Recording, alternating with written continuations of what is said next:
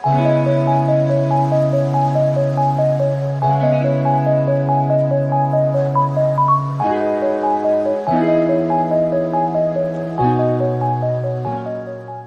friends, welcome back to our channel Learn with EduFunda. Friends, I'm back with a very special topic for every competitive exam, not for UPSC, SSC, PET or PCS or SSC GD. It is important in every equal and every exam.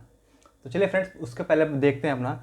हमको जैसे पता है कि आज 75वीं वर्षगांठ मनाई जा रही है स्वतंत्रता दिवस की, तो उसी के उपलक्ष्य में एक ऐसा टॉपिक मैंने डिज़ाइन किया है जिसमें आपको भारत पूरा दर्शन करा दूंगा, अतीत से लेकर वर्तमान तक। इसलिए इसका नाम रखा गया है गुलामी से लेकर आज़ादी तक का सफ़र।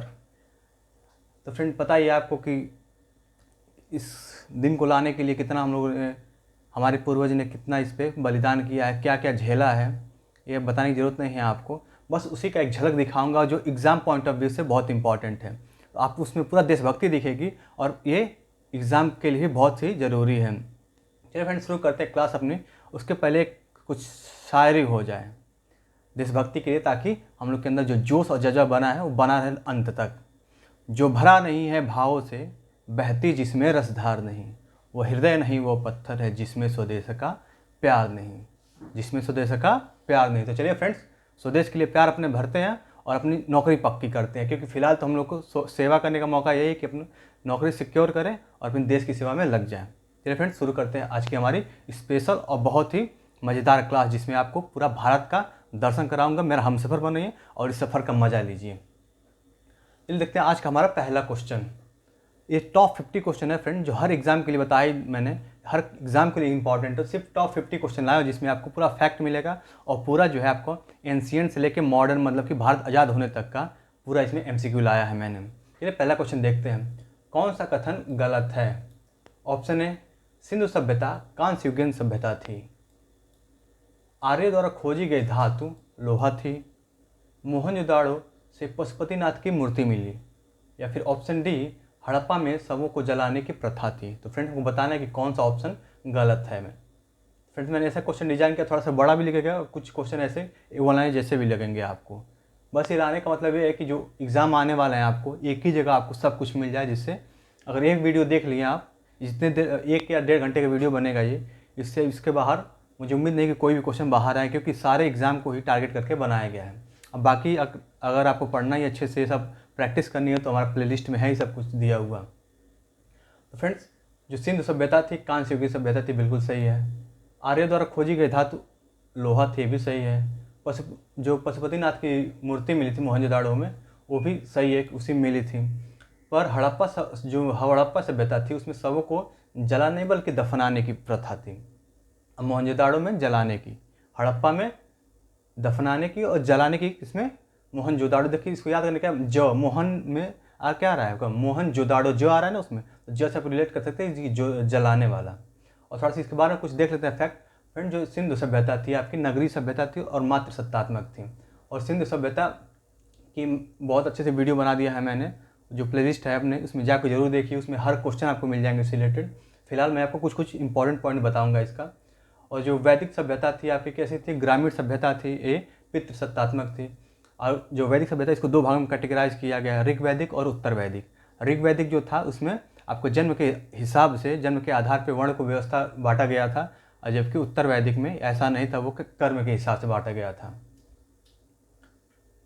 और मोहनजोदाड़ो जो थी आपकी पशुपति, तो बिल्कुल सही है। इसमें पशुपति जो नाथ की मूर्ति है, इसमें हाथी, गेंडा, चीता और भैंसा, ये 4 पशुएं जो हैं उसमें विराजमान है। चलिए फ्रेंड्स, ये कुछ इंपॉर्टेंट पॉइंट थे इस पर। अब अगला क्वेश्चन देखते हैं। कौन सा युग्म सही नहीं है? ऑप्शन ए देखते हैं, धौलवीरा रंगपुर और लोथल, ये गुजरात में है। रोपड़ हरियाणा में है। कालीबंगा राजस्थान में स्थित है वर्तमान का। या फिर आलमगीरपुर उत्तर प्रदेश में।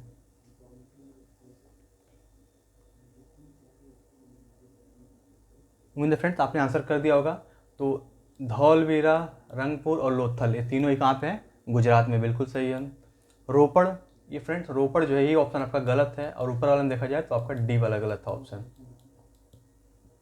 रोपड़ जो है आपका कहाँ पे है? ये पंजाब में है। और हरियाणा किस में है? हरियाणा को जो वहाँ पे जो पाया जाता है सिंधु सभ्यता कोई स्थल, उसका नाम है बनमाली। बनमाली उसका नाम है। और रोपड़ जो है आपका पंजाब में है। कालीबंगा राजस्थान, बिल्कुल सही है। आलमगीरपुर, ये भी बिल्कुल सही, उत्तर प्रदेश में। कालीबंगा फ्रेंड्स कहा जाता है काली चूड़ियाँ, काली चूड़ियाँ। और यहाँ पे मोहनजोदड़ो जो लिखा था इसका मतलब होता है मृतकों का टीला, मृतकों का टीला। आपको याद रखना है सब फ्रेंड्स। आपको सिर्फ एक क्वेश्चन नहीं याद रखना है बल्कि जितना मैं बोल रहा हूँ, क्योंकि बोलने में आपको जो जो मिलेगा पॉइंट वही बहुत इंपॉर्टेंट है। ये तो इंपॉर्टेंट है ही क्योंकि इसमें कुछ लिमिटेड है, आपको बस यही देखने को मिलेगा, पर मैं जो बता रहा हूँ, जो एक्सप्लेन कर रहा हूँ, वही आपको बहुत ही एग्जाम में हेल्पफुल होने वाला है। चलिए क्वेश्चन देखते हैं। कौन सा जोड़ा सही नहीं है? जूते हुए खेत और नक्काशीदार ईंटें कालीबंगा में मिले थे, इसके साक्ष्य। अग्निकुंड लोथल और कालीबंगन में। घोड़े के अस्थिपंजर जो मिले थे उसके अवशेष वो कहाँ मिले थे? रंगपुर और लोथल में। और मोहनजोदाड़ो का अन्नगार जो था ये कहाँ मिला था? मोहनजोदाड़ो से। फ्रेंड बताना है कौन सा इसको सही से मैच नहीं कराया गया, किस वाले ऑप्शन को। आई होप फ्रेंड्स आपने आंसर कर दिया होगा। तो जूते हुए खेत और नक्काशीदार ईंटें ये बिल्कुल कालीबंगा के जो जगह थे वहीं पे इसके साक्ष्य मिले थे। अग्निकुंड के साक्ष्य मिले हैं लोथल और कालीबंगन, बिल्कुल सही है भी। घोड़े के अस्थिपंजर ये फ्रेंड कहाँ मिले थे आपके? कालीबंगा और लोथल में। जबकि यहाँ पे जो ऑप्शन लिखा, अगर ये भी इंपॉर्टेंट ऑप्शन है क्योंकि यहाँ से भी कुछ मिला है। रंगपुर और लोथल से चावल के दाने मिले हैं, चावल के दाने यहाँ से मिले हैं। और जो अगर इसकी बात करें जाए घोड़े के अस्थिपंजर, तो ये कालीबंगा और लोथल को मिला के, मतलब ये इसका सेकेंड और इसका सेकेंड मिला दो तो ये घोड़े के अस्थिपंजर वाली जगह थी। और जो ये था आपका मोहनजोदड़ो अन्नगार, ये सही में मोहनजोदड़ो से मिला था और संभवतः ये सैंधव सभ्यता की सबसे बड़ी इमारत थी, सबसे बड़ा स्थल हुआ करता था। आइए फ्रेंड्स सारे ऑप्शन आपको क्लियर हो गए होंगे। चलिए देखते हैं अगला क्वेश्चन। कौन सा युग्म सही नहीं है? ऑप्शन ए परुश्री, इसका प्राचीन नाम जैसे ऋग वैदिक नाम था और ये आधुनिक नाम है उस नदी का। तो पहले इसका नाम परुश्री था, अब रहो है रावी। तो बताने ये कौन सा सही मैच नहीं किया गया। विस्तृता चिनाब अब कहा जाता है, सदानीरा को गंडक कहा जाता है, या फिर कुभा को काबुल कहा जाता था।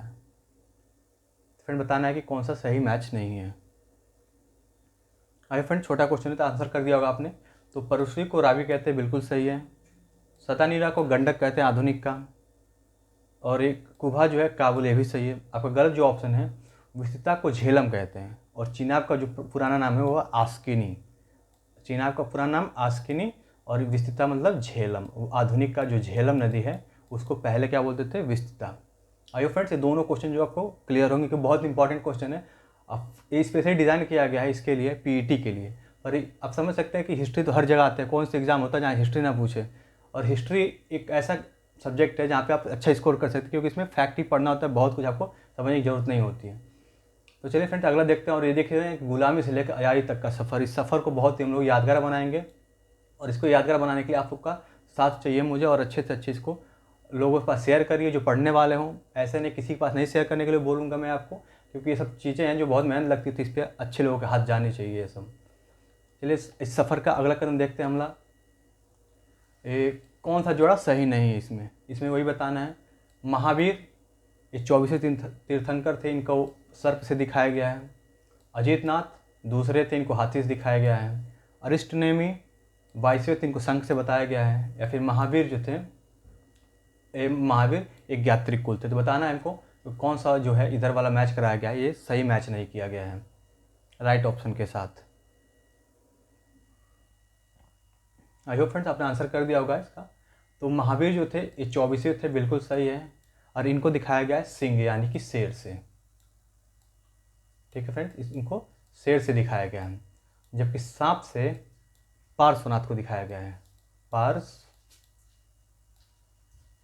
पार्श्वनाथ थे, इनको किससे दिखाया गया है? सांप से। और ये कौन से नंबर के थे? तो 23वें नंबर के थे। ठीक है फ्रेंड, तो ये दोनों क्लियर हो गया। मैं उम्मीद करता हूँ कि महावीर जो थे 24वें नंबर के थे, इनको सिंह से दिखाया गया है। और सर्प जिनका प्रतीक चिन्ह है वो है पार्श्वनाथ जो 23वें तीर्थंकर थे। बाकी अजीतनाथ हाथी बिल्कुल सही है, ये दूसरे नंबर के थे। अरिष्टनेमी 22वें नंबर के थे, शंख से दिखाया गया है। और महावीर जो थे ज्ञात्रिक कुल के थे। फ्रेंड्स उम्मीद करता हूँ कि समझ में आ गया होगा क्वेश्चन। अगला क्वेश्चन देखते हैं। गौतम बुद्ध के जन्म का प्रतीक है, मतलब गौतम बुद्ध के जन्म को किस चीज़ से दिखाया गया है? घोड़ा से दिखाया गया है, स्तूप से दिखाया गया है, कमल और सांड से दिखाया गया, या फिर पीपल से दिखाया गया है?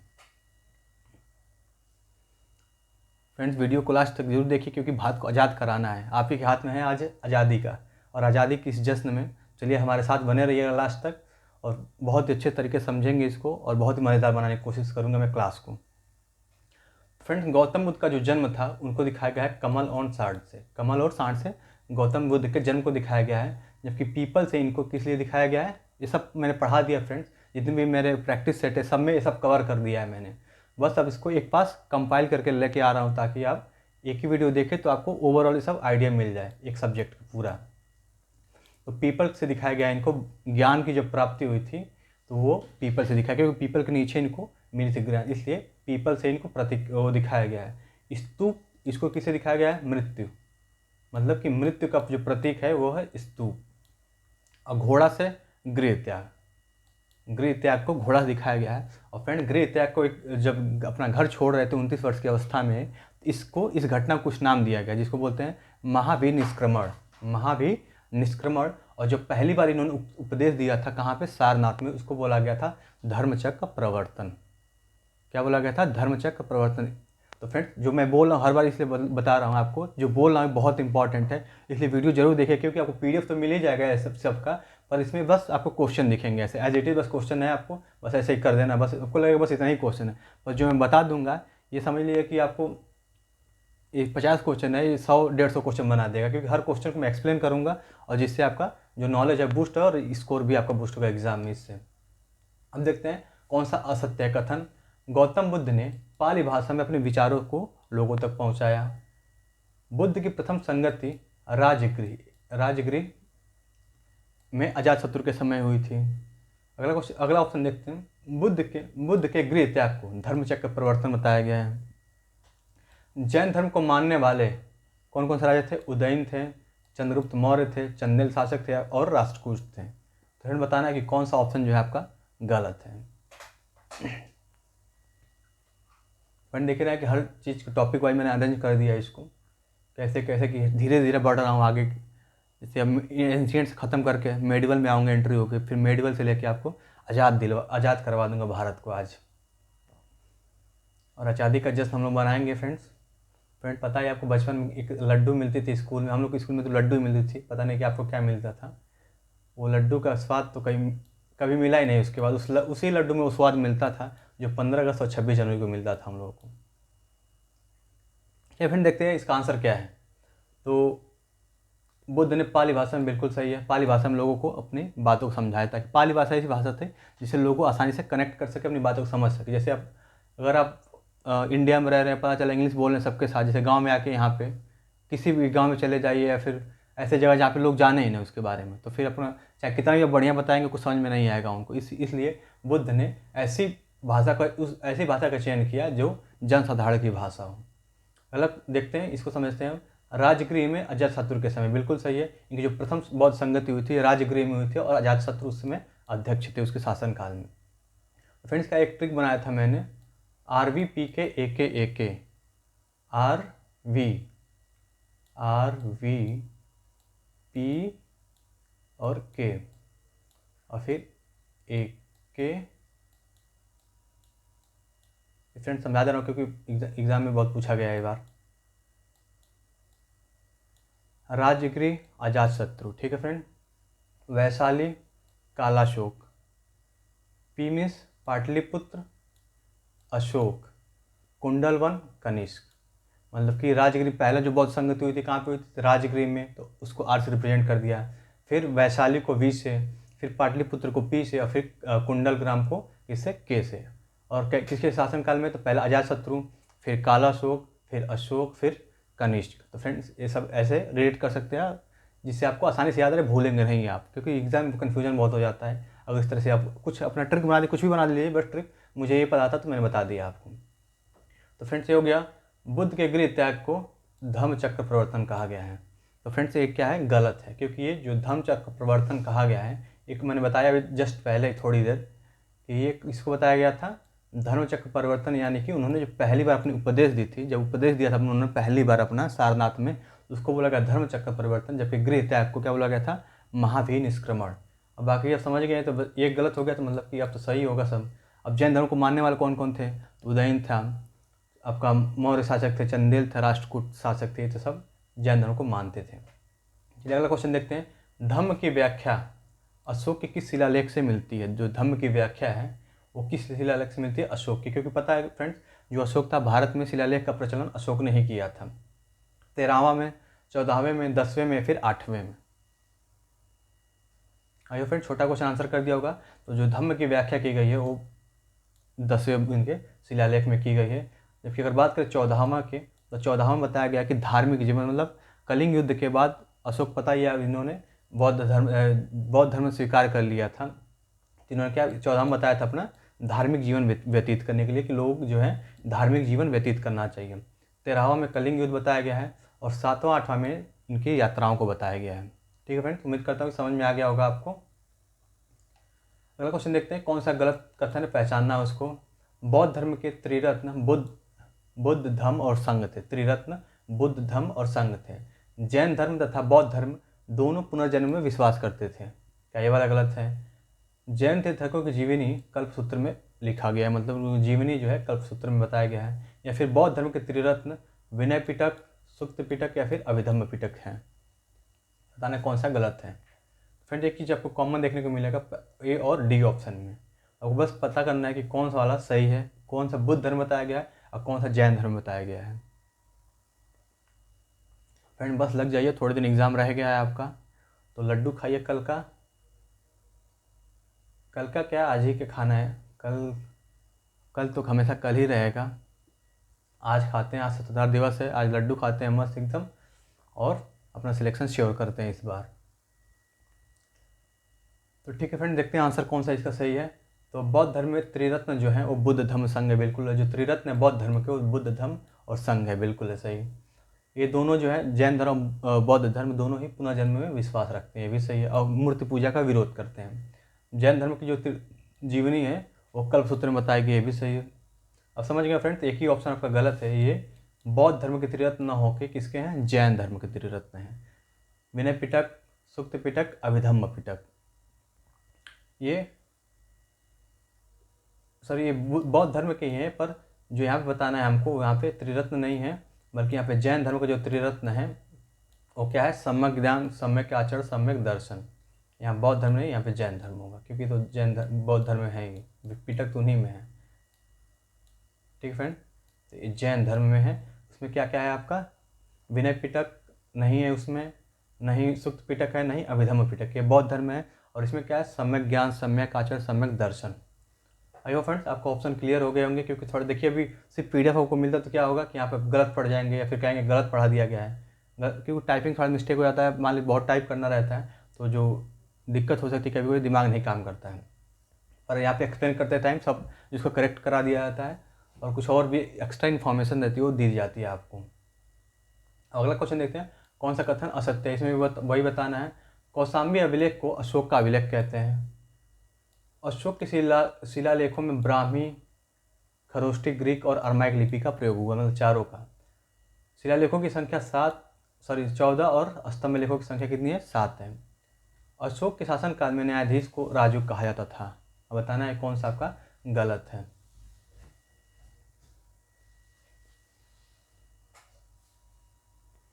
अगर फ्रेंड्स आपने आंसर कर दिया होगा, तो इस पर उल्टा देखते हैं हम लोग नीचे से। तो अशोक के शासनकाल में जो न्यायाधीश था, जैसे अभी न्यायाधीश होते, न्यायाधीश ही बोलते हैं हम, न्यायमूर्ति, न्यायाधीश है सब, पर उस टाइम में क्या बोला जाता था, राजुक। तो बिल्कुल सही है। शिलालेखों की संख्या 14 है, जबकि स्तंभ लेखों की संख्या कितनी है, 7। ये भी सही है, मतलब कि दोनों ही सही निकले। अशोक के शिलालेखों में ब्राह्मी, खरोष्टी, ग्रीक, अरमाइक ये सब लिपियों का प्रयोग हुआ है। ये कौशाम्बी का अभिलेख अशोक का नहीं बल्कि रानी का अभिलेख कहा जाता है इसे। तो मतलब गलत ऑप्शन हो गया ये। कौशाम्बी का अभिलेख जो है इसे रानी का अभिलेख कहते हैं। चलिए अगला क्वेश्चन देखते हैं। भारत का नेपोलियन और अश्वमेध कर्ता की उपाधि किसे दिया गया है, मतलब किसको मिला था। भारत का नेपोलियन कहा गया और अश्वमेध कर्ता की उपाधि जिसे सम्मानित किया गया है। चंद्रगुप्त द्वितीय को, चंद्रगुप्त प्रथम को, समुद्रगुप्त को, या फिर इनमें से किसी को नहीं, मतलब किसी को नहीं मिला है सब टाइटल। आई होप फ्रेंड्स आपने आंसर कर दिया होगा इसका। इसका सही आंसर जो भारत का नेपोलियन और अश्वमेध कर्ता का टाइटल जिसको दिया गया तो समुद्रगुप्त। फ्रेंड मैंने पहले ही बताया था कि इसे नेपोलियन और अश्वमेध कर्ता की उपाधि दी गई थी। इसने कोई भी युद्ध हारा नहीं था, और इसका कविराज, विक्रमांक ये सब इनके उपनाम थे। और इनके शासनकाल में कौन थे, आप कमेंट में बताएंगे इस बात को, इनके शासनकाल में कौन राज दरबार कवि थे, क्योंकि वो बहुत ही फेमस हैं। और इनके बारे में और क्या इंपॉर्टेंट है, इन्होंने इनको माना जाता है कि जैसे संगीत प्रेमी थे, इनके वीणा वादन का कुछ आकृतियाँ मिलती सिक्कों पे इनके। देखते चंद्रगुप्त द्वितीय के बारे में। चंद्रगुप्त द्वितीय जो है, इन्हीं को विक्रमादित्य कहते हैं। चंद्रगुप्त द्वितीय के समय में ही बहुत ही विद्वान लेखक होते हुआ करते थे, जैसे आपके कालिदास, धन्वंतरी, आर्यभट्ट, ये सब मतलब विद्वान ही के शासनकाल में थे। और चंद्रगुप्त द्वितीय के समय में ही फाहियान आया था। और प्रथम की बात करें तो इनको महाराजा धीराज की उपाधि मिल गई थी चंद्रगुप्त प्रथम को। और इन्होंने क्या शुरू किया था, गुप्त संवत। ठीक है फ्रेंड, गुप्त संवत और महाराजा धीराज, ये दो चीज़ इंपॉर्टेंट है इनमें। और फ्रेंड्स आपको आंसर समझ में आ गया होगा ये सब। चलिए देखते हैं अगला क्वेश्चन। कौन सा कथन असत्य है? व्हेन-सॉन्ग हर्षवर्धन के शासनकाल में भारत आया था, क्या ये गलत है? प्रियदर्शिका रत्नावली संस्कृत ये जो रचनाएं हैं ये बाणभट्ट ने की है, क्या ये बात गलत है? हर्ष और पुलकेशिन द्वितीय के बीच जो युद्ध हुआ था, कहाँ पे हुआ था? नर्मदा नदी तट पे, क्या ये गलत है? हर्षवर्धन को शिलादित्य के नाम से भी जाना जाता है, तो कौन सा इसमें बताना है गलत है आपका ऑप्शन?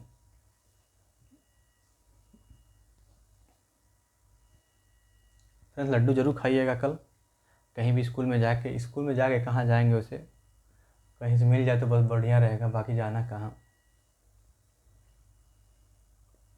पर नहा धोकर तैयार हो जाएगा जरूर फ्रेंड्स सुबह सुबह, ऐसे पढ़े मत रहिएगा दिन भर। चलिए देखते हैं इसका आंसर कौन सा सही है। तो व्हेन-सॉन्ग जो था हर्षवर्धन के शासनकाल में आया था, बिल्कुल सही है, क्योंकि फाहियान बताया अभी मैंने चंद्रगुप्त द्वितीय के समय में आया था। प्रियदर्शिका और रत्नावली संस्कृत की जो रचनाएं हैं ये दोनों, ये बाणभट्ट ने नहीं की है, बल्कि किसने किया है? ये किया है आपका इन्हें, हर्षवर्धन ने ही। इसको हर्षवर्धन को याद कर दिया अगर, तो प्रियदर्शिका और रत्नावली ये जो किसने रचनाएं की है संस्कृत की, तो हर्षवर्धन। जबकि यहाँ पे लिखा है बाणभट्ट। बाणभट्ट की जो रचना है वो क्या है? हर्षचरित।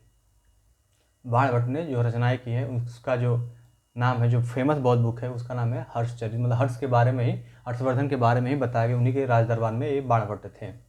पर यहाँ पे जो है रत्नावली और प्रियदर्शिका किसने किया है? हर्षवर्धन ने लिखा है।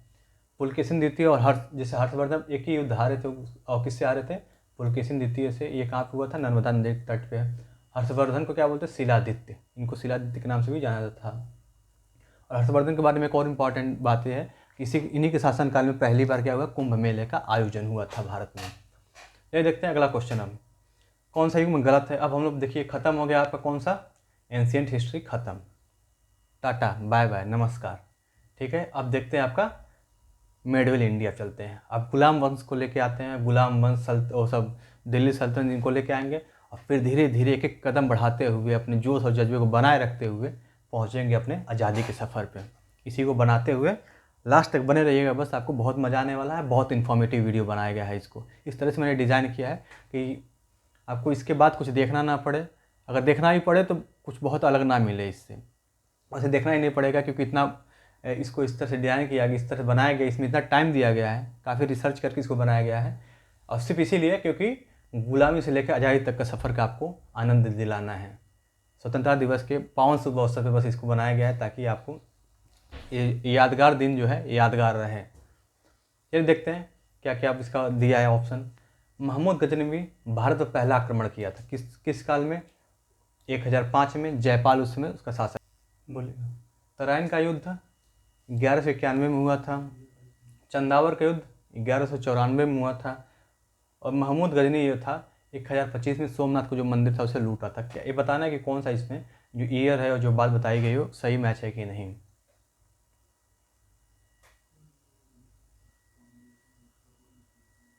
आई होप फ्रेंड आपने आंसर कर दिया होगा।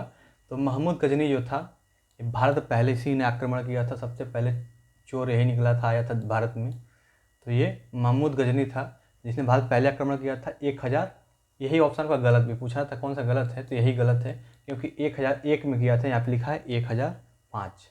तो यहाँ पे क्या हो जाएगा? ये गलत हो जाएगा, इसको कर दिया जाए 1005, सॉरी 111 मतलब कि एक पहले फिर एक लास्ट में, बीच में इनको बंद कर दो दोनों जीरो को।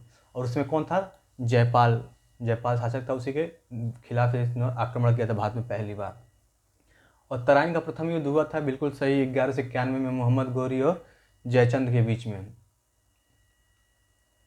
तराइन का प्रथम युद्ध 1191 में, सॉरी फ्रेंड, तराइन का युद्ध जो हुआ था ये किसके बीच में हुआ था? मोहम्मद गोरी था और भी याद दिमाग में नहीं आया, चलिए मैं बताता हूँ थोड़ी देर। चंदावर का युद्ध हुआ था 1194 में, बिल्कुल सही है। महमूद गजनी जो है 1001 में सोमनाथ मंदिर पर हमला किया था और काफ़ी इसने धन दौलत सोना थे सब काफ़ी लूट के लेके चला गया। तो फ्रेंड मैं इसको एक्सप्लेन जरूर करूँगा थोड़ी देर बाद, थोड़ा सा अभी दिमाग में क्लिक नहीं कर रहा है अचानक से। अगला क्वेश्चन देखते हैं, गुलाम वंश के किस शासक की मृत्यु चौगान या फिर पोलो खेलते समय हुई थी? फ्रेंड्स यहाँ से गुलाम वंश शुरू हो गया है आपका। इल्तुतमिश, कुतुबुद्दीन ऐबक, रजिया सुल्तान या फिर बलबन। आई होप फ्रेंड्स आपने आंसर कर दिया होगा इसका। तो जो पोलो खेलते समय जिसकी मृत्यु हो गई, तो बताइए फ्रेंड्स पोलो खेलते हुए मृत्यु हो जा रही है। यहाँ पे लोग क्या क्या खेल लेते, कितना भारी भारी खेल खेलते, कुछ नहीं होता है, इनको इसी से मानना था। चलिए इसका सही आंसर है ऑप्शन बी, यानी कि कुतुबुद्दीन ऐबक जो था गुलाम वंश का जो संस्थापक था, उसी की मृत्यु किससे हो गई थी? पोलो खेलते टाइम हो गई थी। और अगला अगर बात करें कुछ कुतुबुद्दीन ऐबक के बारे में बात करें अगर हम लोग, तो कुतुबुद्दीन ऐबक को 1000 दिनारी बोला जाता, 1000 दिनारी नहीं, वो लाख बख्श, मतलब कि लाखों का दान देने वाला। और इसने ही क्या किया था? कुतुब मीनार के निर्माण कार्य पूरा नहीं किया था, बस इनने नींव रखवाई थी। और कुतुबुद्दीन ऐबक से रिलेटेड कुछ इंपॉर्टेंट, और इसी का जो फ्रेंड था, मतलब कि साथी था, वो बख्तियार खिलजी था, जिसने नालंदा विश्वविद्यालय में आग लगा दी थी। और वहाँ पे बताया था कि बहुत महीनों तक आग जलती रही, वहाँ पे जो पुस्तकालय में जितनी बुक्स रखी तो जल गई थी, काफ़ी महीनों तक चली थी आग वहाँ पे। तो फ्रेंड ये 3 पॉइंट इससे इंपॉर्टेंट है। अब देखते हैं इल्तुतमिश के बारे में। इल्तुतमिश भी काफ़ी इंपॉर्टेंट, बहुत अच्छा काम कराया है और इसके शासनकाल में बहुत ऐसे काम हुए जो बहुत ही यादगार हैं। जैसे इसने इक्ता प्रथा शुरू की थी, अरबी सिक्के चलवाए थे, और इसने काम क्या किया था? जो कुतुब मीनार का जो काम था उसे फाइनल करवा दिया, जो निर्माण काम था उसको पूरा करा दिया था। तुर्क चिहलगानी का स्थापना की, इसमें 40 तुर्क सरदारों को एक संगठन बना दिया गया था उनका। और एक और काम किसने किया था? इसने जो दिल्ली के जो अमीर थे उनका दमन कर दिया था। जो दिल्ली में अमीर थे, जो अपने आप को बहुत ही समझते थे, अपने आप को लगाते थे, उनका दमन इसी काल में हो गया था। और बाकी रजिया सुल्तान थी, ये रजिया सुल्तान इसकी पुत्री थी इल्तुतमिश की। सबसे पहले कुतुबुद्दीन ऐबक आया, फिर उसके बाद इल्तुतमिश आया, फिर रजिया सुल्तान है।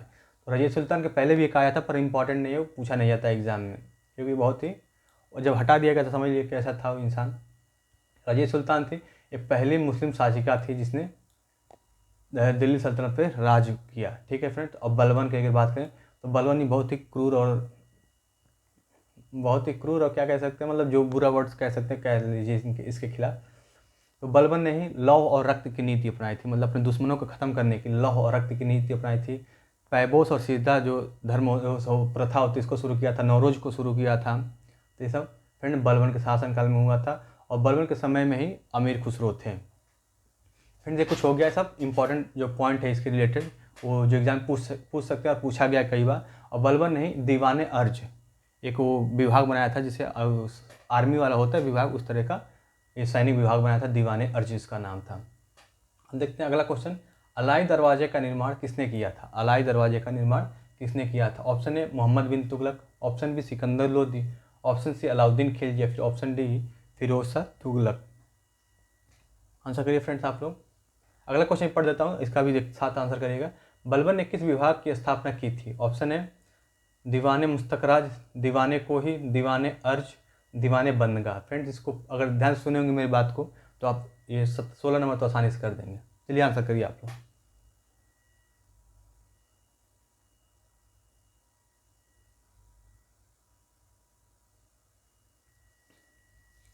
आइए फ्रेंड्स आपने आंसर कर दिया होगा। तो अलाई दरवाज़ा, श्री का किला, हजार खंबा महल किसने बनवाया था? ये सब अलाउद्दीन खिलजी ने बनवाया था। अलाउद्दीन खिलजी जो था, यही अलाउद्दीन खिलजी से मूवी आई थी पद्मावत, वही अलाउद्दीन खिलजी। अलाई दरवाज़ा, श्री का किला और हजार खंबा महल। अब बाकी इसके काम देख लेते हैं। अलाउद्दीन खिलजी ने पहले क्या अस्थाई सेना गठन किया था। अस्थाई सेना गठन करने के बाद उनको नगद वेतन देना शुरू कर दिया था। उसके बाद से घोड़ा दागने की प्रथा, सैनिकों की हुलिया लिखवाता था। और इसके बाद मूल नियंत्रण प्रणाली भी इसने लाई थी। तो काफ़ी कुछ ऐसा काम किया था इसने, जिससे पूरा सेना संगठित हो जाए और उसके कंट्रोल में रहे, इसलिए बहुत ही ये सफल मतलब शासक हुआ था वहाँ का। काफ़ी कुछ इसने ऐसा कर दिया था जो मतलब सोचा नहीं जा सकता है, आम आदमी के बस का नहीं था। बहुत ऐसे शासक हैं बाहरी विदेशी जो इंडिया में थे, पर उन्होंने ऐसा काम नहीं कर पाया जो अलाउद्दीन खिलजी ने कर दिया। अगला देखते हैं मोहम्मद बिन तुगलक के बारे में अगर बात करें हम लोग, तो मोहम्मद बिन तुगलक के बारे में हर बार बताता हूँ जब भी नाम जिक्र आता है इसका। तो इस मध्यकालीन इतिहास का सबसे पढ़ा लिखा और विद्वान व्यक्ति था, पर इसकी थोड़ी किस्मत ख़राब थी और इसके टाइमिंग जो होता है वो ख़राब था। जब भी कुछ अच्छा करने की कोशिश करता था उसके विपरीत कुछ ना कुछ ऐसा हो जाता था जो इसको बदनाम कर देता था और लोगों के खिलाफ, मतलब ऐसा इसका इमेज बनता था जैसे ये लोगों के विरुद्ध खड़ा हो जाता था। तो इसने क्या किया था, दीवाने को ही मतलब एक ऐसा विभाग होता है जिसमें कृषि विभाग को देखा जाता है। तो नहरों और नालियों का जो ये सब हुआ था विकास, ये तुगलक काल में बहुत हुआ था। सिकंदर लोदी की अगर बात करें हम लोग, तो इसने 1504 में आगरा शहर की स्थापना की थी। इसने गुलरुखी नामक शीर्षक से कविताएं लिखता था। और फिरोज शाह तुगलक की बात करें तो फिरोज शाह तुगलक ऐसा था जिसने ब्राह्मणों पर भी जजिया कर लगा दिया था। इसने भी कुछ अलग ही काम कर दिया था काफ़ी, तो ब्राह्मणों पर भी क्या कर दिया था, जजिया कर लगा दिया था। फ्रेंड्स, एक वंश को याद करने का एक ट्रिक आप अगर समझ में आए तो सुन सकते हैं। जैसे गुलाम को हम क्या रिप्रेजेंट कर देते हैं, जी से कर सकते हैं। फिर गुलाम के बाद कौन आया, गुलाम खिलजी,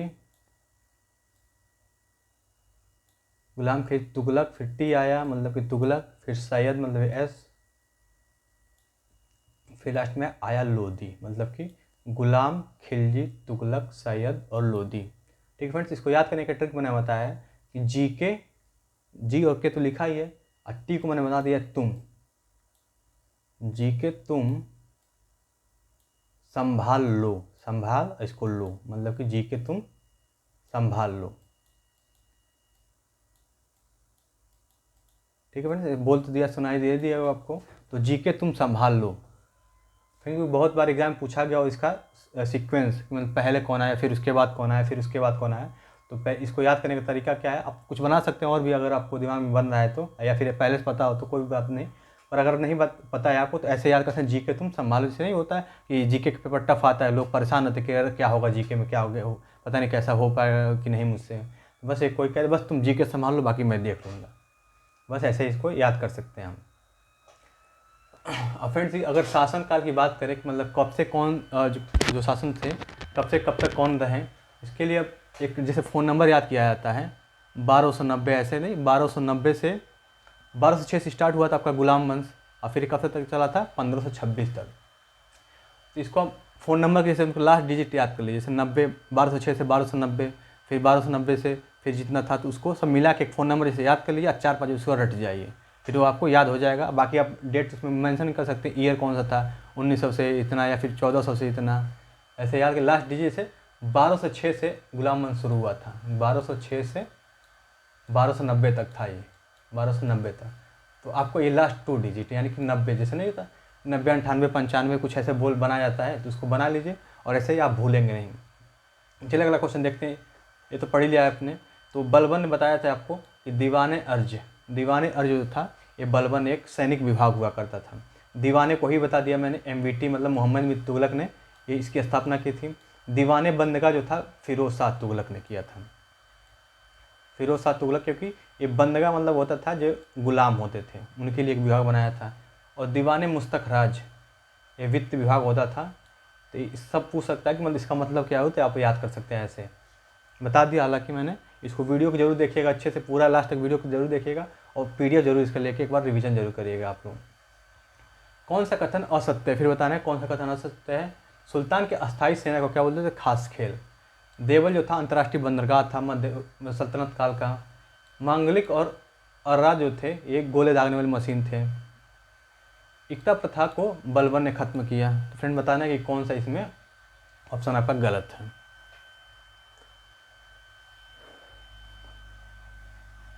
फ्रेंड्स, अगर करंट अफेयर तैयार नहीं हो तो हमारे चैनल के लिस्ट में जाके आप पढ़ सकते हैं, वहाँ से करंट अफेयर मैंने पूरा जो है जनवरी से लेकर 2021 जनवरी से लेकर जुलाई 15 तक, और फिर उसके बाद से मैंने पर डे का करंट अफेयर बनाता हूँ जो सुबह 6 बजे अपडेट होती है, जिसमें आपको सिर्फ 5 मिनट फ्रेंड्स, हाँ सिर्फ 5 मिनट में आपको 10 क्वेश्चन मिलते हैं। 10 ऐसे नहीं, मोस्ट इंपॉर्टेंट। इसको प्रूफ मैं करने के लिए एक वीडियो बनाया था जो मैं पढ़ाता हूँ कितना कारगर है।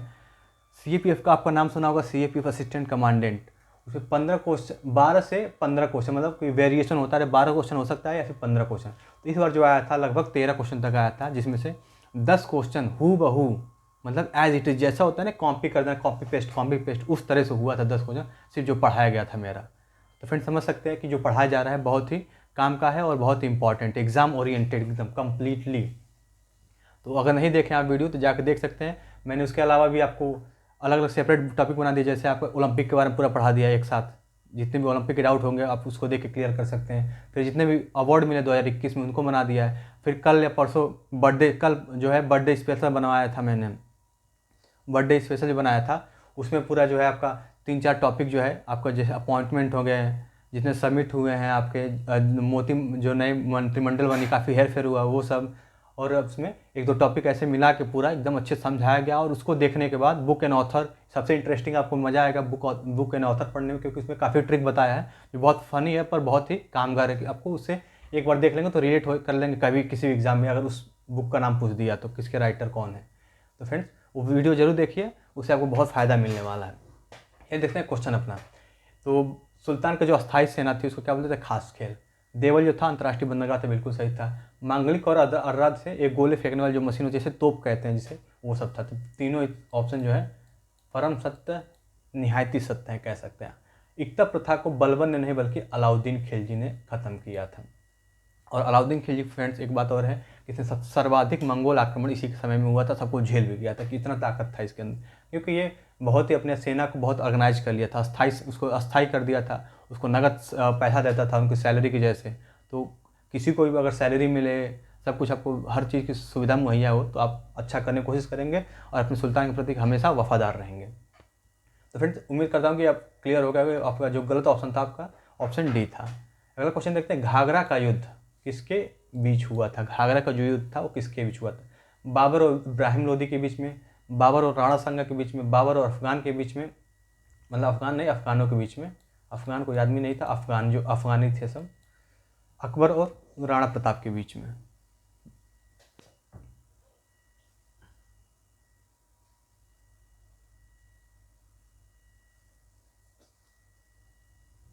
आइए फ्रेंड्स आपने आंसर कर दिया होगा इसका। तो जो घाघरा का युद्ध हुआ था ये किसके 1529 में हुआ था। डेट भी इंपॉर्टेंट है, डेट याद रखिएगा, आपको पूछ सकता है डेट मैच कराने के लिए, जैसे मैंने अभी क्वेश्चन लेके आया ही था। तो उस तरह का क्वेश्चन आ सकता है एग्जाम में भी आपको देखने को मिल सकता है। तो घाघरा का जो युद्ध हुआ था वो बाबर और अफगानों के बीच में हुआ था। जबकि अगर बात करें ये वाला ऑप्शन ए की बाबर और इब्राहिम लोदी के बीच में, तो 1526 में हुआ था, जिसको पानीपत का प्रथम युद्ध कहते हैं। तो पानीपत का प्रथम युद्ध बाबर और इब्राहिम लोदी के बीच में।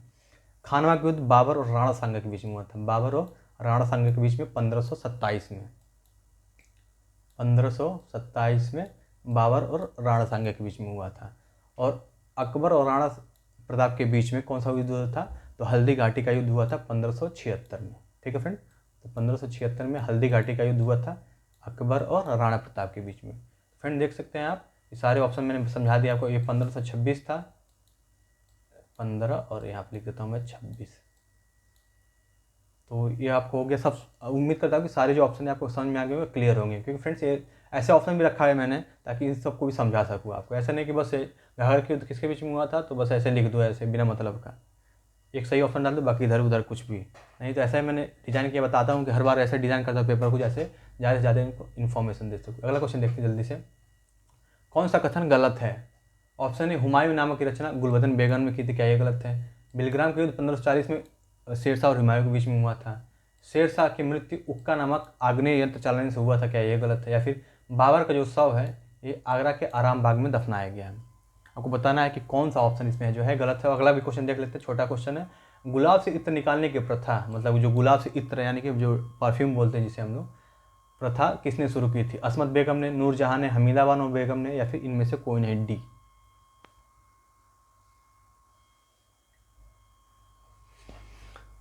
चलिए फ्रेंड्स आंसर करिए आप जल्दी से, इसका बड़ा ऑप्शन है इसलिए थोड़ा टाइम दे रहा हूँ आपको।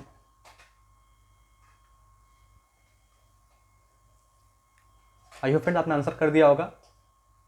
तो हुमायूं नाम की रचना गुलबदन बेगम ने, हजारों बार कह सकते हैं, हजारों बार एग्जाम में पूछा गया है कि हुमायूं नामक रचना किसने किया, तो गुलबदन बेगम ने।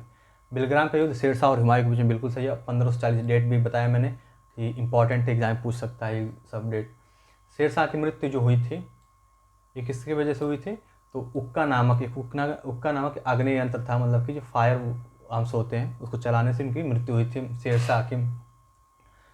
और ये देख लेते हैं बाबर का शव है ये दफनाया गया है नहीं, बल्कि स्टार्टिंग में दफनाया गया था, फिर इसको काबुल भेज दिया गया।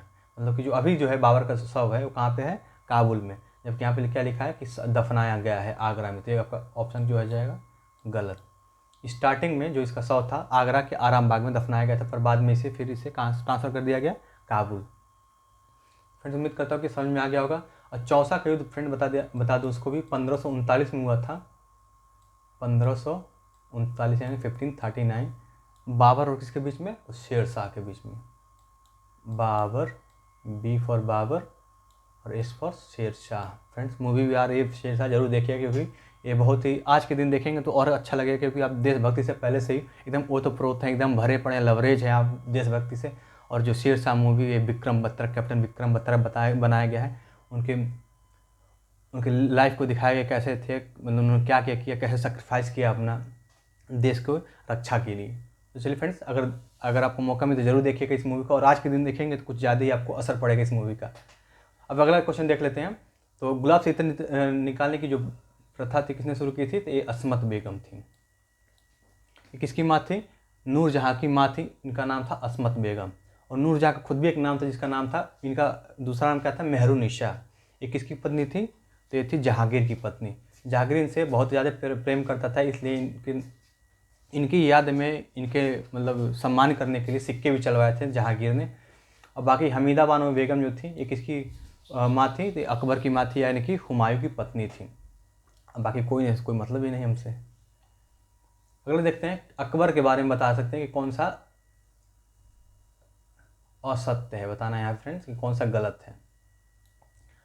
ऑप्शन ए देखते हैं आपका, अकबर का जो दीवान थे उसको राजा टोडरमल कहते थे। अकबर के शासनकाल को चित्रकला का स्वर्ण युग कहते, क्या ये गलत है। दिल्ली में हुमायूं का मकबरा, बुलंद दरवाज़ा, इबादत खाना अकबर ने बनवाया है। मतलब कि जो दिल्ली में हुमायूं का जो मकबरा है, बुलंद दरवाज़ा है, इबादत खाना किसने बनवाया, अकबर ने बनवाया है। चार बाग बनाने की प्रथा इसी के समय प्रारंभ हुई, यानी कि अकबर के टाइम पे ही चार बाग जो बनाने की प्रथा थी। हालांकि स्टार्टिंग इस तरह बाबर ने किया था, पर जो एक नहीं होता है नियम से बनवाना, जैसे आपका जनगणना हुआ था, लॉर्ड मेयन शुरू किया था 72 में, पर 81 में उसे 1981 में क्या कर दिया, रेगुलर कर दिया। 1981 नहीं बल्कि 1881 में रिपन ने उसे हर बार 10 बना दिया था, हर 10 साल में एक बार जनगणना होगी। तो वैसे ही था कि बाबर ने शुरू किया था, पर ये अकबर ने इसे एक प्रथा बना दी। तो देखते हैं कौन सा सत्य है। तो अकबर के दीवान को टोडरमल कहते थे, बिल्कुल सही है, टोडरमल कहते ही थे। नाम भी अजीब था, पर जैसा भी है याद करना है आपको। अकबर के शासनकाल को चित्रकला का, फ्रेंड्स यही ऑप्शन आपका गलत है। चित्रकला का जो स्वर्ण युग था वो कौन था, जहांगीर का शासनकाल था, वो चित्रकला का स्वर्ण युग कहा जाता है, जहांगीर। फ्रेंड्स अभी एक बहुत करंट न्यूज है, कौन एक्टर है जिसने अपना उसका लड़का का नाम पता नहीं क्या रख दिया है, जहांगीर ही शायद रख दिया है, जहांगीर। काफ़ी से बवाल भी मच रहा है। पहले का नाम तैमूर और बाद में जहांगीर, पता चल थोड़े दिन बाद चंगेज खां रख देगा, ऐसे ही पता नहीं क्या उसके दिमाग में चल रहा है कि ऐसे ऐसे नाम रख रहा है। ये चित्रकला का जो शॉर्ट बता दिया मैंने, ये जहांगीर का था। जबकि अकबर की बात करें तो इसने हिंदी साहित्य का बोला जाता है कि स्वर्णकाल जो था अकबर के शासनकाल में था, क्योंकि हिंदी साहित्य का काफ़ी विद्वान ऐसे थे हिंदी इसके, क्योंकि बताया था कि अकबर के उसमें 9 रत्न थे, उसमें 8 जो थे 9 रत्न थे, ऐसा कुछ। तो इसलिए उसको काल को क्या बोलते हैं हम लोग, हिंदी का स्वर्ण युग, जबकि चित्रकला का स्वर्ण युग था वो जहांगीर का था। और बाकी जो ये सब बिल्कुल सही है। हुमायूं का मकबरा, बुलंद दरवाजे, इबादत खाना अकबर ने बनवाए थे। चार बाग प्रथा बता ही दिया था मैंने। तो ये सब उम्मीद करता हूँ फ्रेंड्स आपको समझ में आ गया होगा सारे ऑप्शन। मयूर सिंहासन का निर्माण किसने किया था, उस्ताद ईसा खां, उस्ताद अहमद लाहौरी, बेबादल खां या फिर दारा शिकोह। अभी फ्रेंड्स छोटा क्वेश्चन है, आंसर कर दिया होगा आपने। तो मयूर सिंहासन का जो निर्माण था वो किसने किया था, बेबादल खां ने। बेबादल खां ने, बहुत इंपॉर्टेंट फ्रेंड। NTPC जो भी एग्जाम हुआ था CBT 1, उसमें कई बार पूछा गया था इस तरह का क्वेश्चन कि ताजमहल का रूपरेखा किसने तैयार किया था, उसका स्थापना किसने किया था। ये फिर आपका हो गया कि मयूर सिंहासन का निर्माण किसने किया था। तो इसलिए मैंने ऑप्शन भी ऐसा रखा है ताकि सबको बता सकूँ मैं। उस्ताद ईसा जो थे, उस्ताद ईसा खां, इन्होंने रूपरेखा तैयार किया था किसका, ताजमहल का। जो ताजमहल है उसका रूपरेखा, मतलब कि नहीं होता कि वैसे डिज़ाइन बनाने के ऐसा ऐसा रहेगा, बाकी जो स्थापत्य कला का जो शुरू किया था, जिसको बनाया था पूरा अच्छे से, वो थे उस्ताद अहमद लाहौरी। उस्ताद अहमद लाहौरी उसको स्थापत्य कर रहे थे और इन्होंने रूपरेखा तैयार की थी। बाकी बे बादल खां तो पता चल गया। और दारा सिकों को एक उपनाम से जाना जाता है जिसे बोलते हैं majesty of Lofty of king majesty, ऐसा कुछ बोला जाता है इनके बारे में। तो ऑप्शन में आपको ऐसे दिखेगा तो आप बस टिक कर दीजिएगा। बुलंद, साहेब बुलंद, कुछ ऐसा बोला जाता है इनका। तो बहुत इंपॉर्टेंट नहीं है, पर फिर भी हो सकता है पूछ ले, क्योंकि एक उपनाम दिया गया तो उपनाम वाला पूछा जा सकता है एग्जाम में। कौन सा कथन असत्य नहीं है? कौन सा कथन सत्य नहीं है? अब फ्रेंड धीरे धीरे देख रहे हैं, ये जो हम लोग की ट्रेन है, यहाँ से गुलामी से निकलते निकलते अब पहुँच रही है आज़ादी की तरफ। यहाँ पे बने रहिए, बस बने रहिए हमारे साथ, क्योंकि आपको पूरा यहाँ तक पहुँचाना है, भारत को आज़ाद कर देना है। क्योंकि आप देश से प्रेम करते हैं तो आप आज़ाद तो करके ही जाएंगे आज। तो कौन सा कथन सत्य नहीं है? औरंगजेब को जिंदा पीर के नाम से जाना जाता है, क्या ये गलत है? औरंगजेब के शासनकाल में सर्वाधिक हिंदू अधिकारी नियुक्त किए थे इसने। औरंगजेब सिख के 9वें गुरु तेग बहादुर की हत्या कर दी थी। और औरंगजेब जो है बीवी का मकबरा, औरंगजेब ने बीवी का मकबरा औरंगाबाद में बनवाया है। अब देखते हैं कौन सा इसमें गलत है। फिर जब पूछा कि जहांगीर का जो मकबरा था वो किसने बनाया था, तो उसकी पत्नी नूर जहाँ जो थी, जिसको मेहरुनिसा बताया, जिनकी माँ थी असमत बेगम, तो नूर जहाँ ने ही बनवाया था जहांगीर का मकबरा। बाकी यहाँ पे देखा जाए अगर तो औरंगजेब ने बीवी का मकबरा, जो एक बीवी का मकबरा पढ़ा होगा आपने, बीवी का मकबरा तो औरंगाबाद में, तो किसने बनवाया था? औरंगजेब ने। ये देखते हैं कौन सा सत्य नहीं है। तो औरंगजेब को जिंदा पीर, बिल्कुल 100% परम सत्य आंसर। अगला देखते हैं, औरंगजेब के शासनकाल में सर्वाधिक हिंदू अधिकारी नियुक्त थे। और देखते हैं अगला, तो औरंगजेब ने सिख के 9वें गुरु तेग बहादुर की हत्या कर दी थी। और औरंगजेब, अगला क्वेश्चन देख लेते फ्रेंड्स, बताता हूँ मैं इसको। किस मुगल बादशाह ने सिक्के पर कलमे खुदवाना तथा संगीत पर पाबंदी लगवा दी? मतलब सिक्के पर जो कलमे खुदवाए जाते थे और संगीत जो है, हंसी मजाक, थोड़ा सा इधर उधर, मतलब खेल मस्ती वाला जो जितने भी चीज़ थे सबको बंद करवा दिया था। कौन था ऑप्शन? जहांगीर था, ये बाबर था, या फिर औरंगजेब, या फिर शाहजहां? आंसर करिए फ्रेंड जल्दी से आप लोग।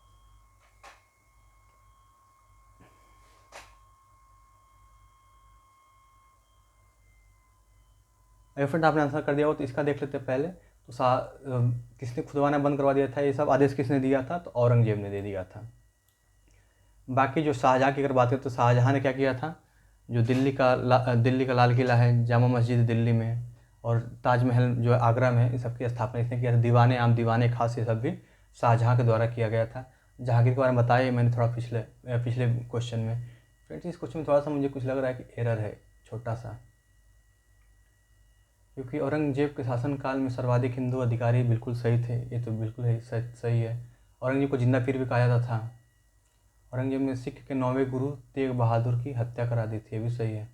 औरंगजेब ने, फ्रेंड्स इसमें सब सही है, इसमें होगा ऑप्शन ई, यानी कि इनमें से कोई जो नहीं है वो सही है, मतलब कि नन होगा। मतलब इसमें कोई ऑप्शन ऐसा नहीं है जो गलत हो। NONE, none. ठीक है फ्रेंड, चलिए देखते हैं। उम्मीद करता हूँ समझ में आएगा, क्योंकि कभी कभी टाइप में छूट जाता है। जैसे मैं क्वेश्चन अभी आगे आपको ऐसे मिलेंगे, जिसमें 5-5 ऑप्शन मैंने डाले हैं, जिससे आपको मतलब 5 पॉइंट आपको क्लियर कर सकूँ, 5 जो इन्फॉर्मेशन दे सकूँ। तो इसमें जो है लग रहा है वो ऑप्शन छूट गया जिसमें नन लिखना था। अगला क्वेश्चन देखते हैं, कौन सा कथन असत्य है? असत्य बताना है। मुगलों की राजभाषा अरबी थी, क्या ये गलत है? अन्य सिक्के का प्रचलन शाहजहाँ ने करवाया, क्या ये गलत है? मुगल काल में सर्वाधिक जो ढलाई थी औरंगजेब ने करवाई थी सिक्कों की। मुगलकालीन सैन्य व्यवस्था किस पे? मानसबदारी प्रथा पे आधारित थी। अगला क्वेश्चन पढ़ लेते हैं, पुरंदर की संधि महाराजा जय सिंह। फ्रेंड दो इंपॉर्टेंट बात पता चलेगी इसमें, पुरंदर की संधि महाराजा जय सिंह और किसमें? शिवाजी के मध्य हुई थी, और कब हुई थी ये बताना। 1660, 65, 70 और या फिर 85?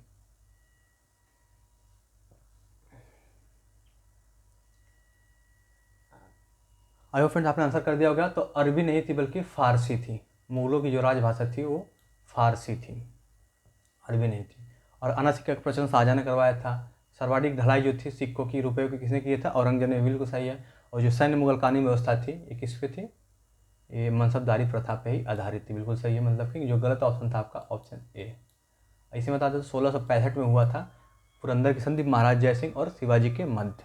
तो फ्रेंड्स याद रखना है, क्योंकि बहुत बार पूछा गया है कि पुरंदर की संधि से और किसके बीच में हुए थे ये सब, और बाकी ये सब तो पूछा है कि जो भी पूछा गया वही क्वेश्चन लेके आता ही हूँ मैं।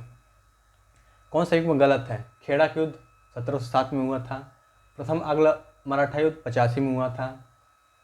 द्वितीय आंग्ल मराठा युद्ध 1803 से 1805 में हुआ था। तृतीय आंग्ल मराठा युद्ध 1817 से 1819। और अगला क्वेश्चन है, लंपट मूर्ख के नाम से प्रसिद्ध था। लंपट मूर्ख के नाम से प्रसिद्ध था। तो फ्रेंड देखिए, वो गाड़ी जो है अब बढ़ते बढ़ते आज़ादी के नीचे तक पहुंच गई है। ट्रेन अगर बनाऊँ मैं इस पर तो समझ लीजिए पटरी पे चल रही है ट्रेन अपनी। बस पहुंच गए यहाँ तक।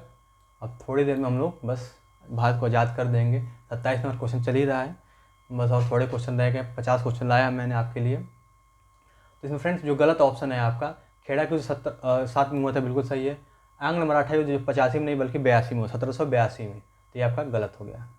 बाकी ये सब समझ गए कि सही है। द्वितीय जो हुआ था 1803 से 1805 में, 17 से 19 के बीच में तृतीय हुआ था। अब देखते हैं लंपट मूर्ख। लंपट मूर्ख के नाम से प्रसिद्ध था ये जहांदार शाह। जहांदार शाह को लंपट मूर्ख बोलते थे। फर्रुखसियर को घृणित कायर के नाम से जाना जाता था। मोहम्मद शाह को रंगीला बादशाह के नाम से, और बहादुर शाह को जफर या फिर शाहे खबर। शाहे खबर, रंगीला बादशाह, घृणित कायर और लंपट मूर्ख तो है ही। इनके काम की वजह से ऐसे मतलब जितने भी इनके पूर्वज थे कितने महान थे, कितने बड़े बड़े काम किए थे, महान थे या न थे लेकिन काम बड़े बड़े किए थे। पर ये थे, इनका जब नाम ही था रंगीला बादशाह, रंगीला मिजाज के आदमी थे भाई। इनको तो फर्रुखसियर मतलब घृणित कायर, तो घृणित कायर कहा गया, मतलब समझ सकते हैं कि क्या इनका लेवल रहा होगा, कैसे रहेंगे, घृणित कायर। और जहांदार शाह, इनको भी लंपट बोला गया है। और बहादुर शाह तो ये इनका मतलब जफर थे, मतलब कि शायराना इनका अंदाज एकदम, इसलिए इनको शाहे बेखबर कहा गया, शाहे खबर। हालांकि बहादुर शाह जो द्वितीय थे, इनको ही 1857 क्रांति में भारत का नेता घोषित किया गया था अपनी तरफ से। अगला क्वेश्चन देखते हैं। अब बताना कि किसने कौन सा नगर स्थापित किया है। अवध की स्थापना मुर्शिद कुली खान ने की थी। कर्नाटक सादतुल्ला ने। फ्रांसिस मार्टिन ने पौंडीचेरी की थी। चौरनॉग ने कोलकाता की स्थापना की थी। अगला भी क्वेश्चन देख लेते हैं। पुर्तगालियों ने अपना पहला व्यापारिक खाती नहीं, यहाँ पे खेती क्या करेंगे वहाँ के, कोठी मतलब व्यापारिक जो केंद्र था कहाँ से शुरू किया था उन्होंने। ठीक है फ्रेंड, तो इसको फैक्ट्री बोल सकते हैं, कोठी बोल सकते हैं, जैसा भी कुछ समझ में आए। खेती तो ये नहीं करने आया था, खेती करने आता तो यहाँ पे थोड़ी ना थे। ये तो आए थे सब भारत को लूटने, सोने की चिड़िया को लूटने, काफ़ी लूट के भी लेके गए थे। हालांकि अभी भी बहुत ऐसी चीज़ें हैं जो भारत को बहुत महान बनाती हैं, वो सब आपको पता होगा, इसलिए ये सब चलते हैं। फिलहाल जल्दी जल्दी क्वेश्चन पढ़ते हैं अपना। तो अवध की स्थापना जो थी, मुर्शिद कुली खान ने किसकी स्थापना की थी? बंगाल की स्थापना किया था मुर्शिद कुली खान ने, बल्कि सादतुल्ला ने इसकी अवध की स्थापना की थी। मुर्शिद कुली खान बंगाल हो गया, कर्नाटक नहीं, कर्नाटक की स्थापना सादतुल्ला ने की थी। मुर्शिद कुली खान ने बंगाल की स्थापना की थी। और फ्रांसिस मार्टिन ने पौंडीचेरी की स्थापना की थी। चौरनॉग ने कोलकाता की स्थापना की। तो गलत ऑप्शन आपका हो गया ऑप्शन ए, यानी कि मुर्शिद कुली खान इसके संस्थापक नहीं थे। और पुर्तगालियों ने अपना पहला जो था एक कोचीन में खोला था, अपनी पहली फैक्ट्री जो थी व्यापारिक फैक्ट्री, वो कहाँ खोला था? इसमें मसूलीपट्टनम में आपका डच और अंग्रेज़ों ने खोला था। और सूरत में फ्रांसीसी और अंग्रेज़ों ने, मतलब अंग्रेज़ जो थे, अंग्रेज़ तो वैसे ही बहुत दिमागदार थे, सबको भगा भी दिया था। हालांकि काफ़ी मॉडर्न टेक्निक से आए थे, वहाँ से लेके सब कुछ दिमाग पहले से था उनके पास। तो उसने मसूलीपट्टनम में और सूरत में दोनों जब व्यापारिक अपने कोठी खोली थी, जबकि फ्रांसीसी सिर्फ सूरत में और डच जो थे यहाँ पे मसूलीपट्टनम में। आइए फ्रेंड्स, ये दोनों क्वेश्चन क्लियर हो गया होगा आपको। अगला क्वेश्चन देखते हैं। ब्लैक होल ट्रेजिडी मतलब कि काल कोठरी त्रासदी जिसे हिंदी में बोलते हैं हम लोग, वो घटना कब हुई थी? 20 जून 1756 को, 23 जून 1757 को, 1764 में या फिर 1760 को। अगला क्वेश्चन पढ़ लेते हैं फ्रेंड्स, लगे हाथों। बंगाल गजट के लेखक हैं, कौन लेखक हैं इसके? विलियम कैरी, राजा राम मोहन रॉय, शिशिर कुमार घोष या फिर जेम्स हिकिम। और इस क्वेश्चन को भी देख लेते हैं। कांग्रेस के पहले मुस्लिम अध्यक्ष की बात हो रही है। अंबिका चरण मजूमदार इनका पूरा नाम है, बदरुद्दीन तैयब जी, रहीमतुल्लाह शयानी या फिर हसन इमाम। आई होप फ्रेंड्स आपने आंसर कर दिया पहले वाले का। तो जो ब्लैक ट्रेजेडी थी कब हुई थी? 20 जून 1756 को।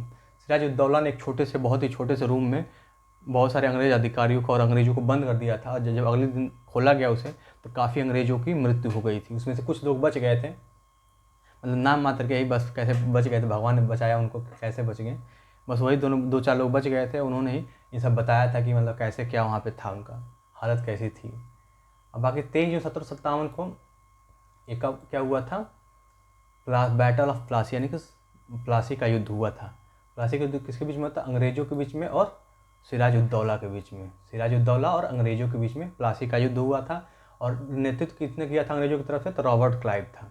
1764 में बक्सर का युद्ध हुआ था। और बक्सर का जैसे बोला था फ्रेंड्स कि जो आपका 1757 की क्रांति 1757 में हुआ था प्लासी का युद्ध, इसे बोला था कि मतलब अंग्रेज़ों ने अपने छल कपट और बेईमानी जीता था। जबकि 1764 में ऐसा कुछ नहीं हुआ था, जबकि भारत के जो जितने भी उस समय के जितने भी ताकतवर राजा थे सब एक साथ हो गए थे, फिर भी अंग्रेज़ों ने इन्हें हरा दिया। बोला जाता है कि ये जो था इनकी चालाकी की नहीं बल्कि उनकी शक्ति का प्रमाण था, उनके जो उनकी अंदर ताकत थी, उनका टेक्निक था हर चीज़ का, उसकी वजह से वो जीते थे सब। क्योंकि इसमें ये जो 1764 का युद्ध है, बक्सर का युद्ध, इसमें सारे भारत के जो उस समय के अभी तो नहीं फिलहाल उस समय के जो राजा थे, महान शासक थे, जो पूरा भारत पे राज करना चाहते थे, उनको हरा दिया था अंग्रेज़ों ने। तो इसमें इसका नेतृत्व किसने किया था, हेक्टर मुनरो ने। हेक्टर मुनरो और इधर भारत के जितने भी शासक थे वो। 1760 में वांडीवस का युद्ध हुआ था, अंग्रेज़ों ने फ्रांसीसियों को मार भगाया था। अगला देखते हैं बंगाल गजट, इसने किया था जेम्स ऑगस्टन हिक्की। राजा राम जो ने लिखा है वो क्या क्या था, मिरातुल अखबार था। मिरातुल अखबार जो है राजा राम मोहन राय का है। और शिशिर कुमार घोष, ये सब फ्रेंड बताया मैंने, आपको वीडियो जरूर देखिएगा वो वाला, इसमें सब मैंने एक्सप्लेन कर दिया कि कौन सा किसने लिखा है। बाकी देखते हैं कौन से पहले मुस्लिम अध्यक्ष कौन थे, तो ये थे बदरुद्दीन तैयब जी इनका नाम था। अंबिकाचरण मजूमदार जो थे ये 1907 में थे, जब कांग्रेस का प्रथम बार विभाजन हुआ था सूरत अधिवेशन में। और हसन इमाम जो थे ये कांग्रेस का जब दूसरा विभाजन हुआ 1917 में, तब थे इस समय कांग्रेस के अध्यक्ष। और रहीमतुल्लाह सयानी के समय में पहली बार जनगण मन गाया गया था। अब समझ लीजिए, एक बार जल्दी रिवीजन करा देता हूँ कि जो अंबिकाचरण मजूमदार थे ये 1907 में थे, उसमें कांग्रेस का विभाजन हुआ था। बदरुद्दीन तैयब जी के टाइम पे क्या हुआ था, ये पहले ही मुस्लिम अध्यक्ष जो इसका आंसर है। हसन इमाम, दूसरी बार कांग्रेस का विभाजन हुआ था। रहीमतुल्लाह सयानी जो थे ये क्या थे, इन्हीं के टाइम पे जनगण मन गाया गया था।